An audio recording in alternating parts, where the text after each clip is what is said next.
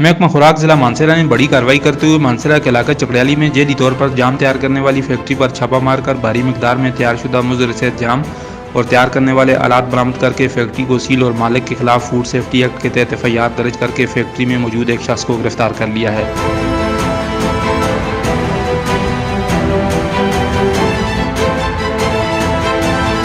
खुफिया इतला पर असिस्टेंट फूड कंट्रोलर शौकत सुल्तान ने फूड इंस्पेक्टर मुशर्रफ जमाल और पुलिस को हमरा चकड़ियाली मोहल्ला में जाम की जेली फैक्ट्री पर छापा मारकर उसे सील करके एक मुलाजिम को गिरफ्तार किया है। मुलजमान ब्रांडेड कंपनियों की आड़ में जैम तैयार करके मानसरा शहर में सप्लाई करते थे।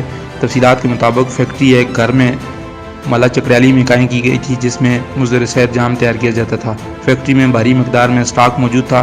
फैक्ट्री को सील करके मालिक एहतिशाम लाख और मुलाजिम अलियास के खिलाफ भी एफआईआर दर्ज कर ली गई है और दोनों को गिरफ्तार कर लिया गया है।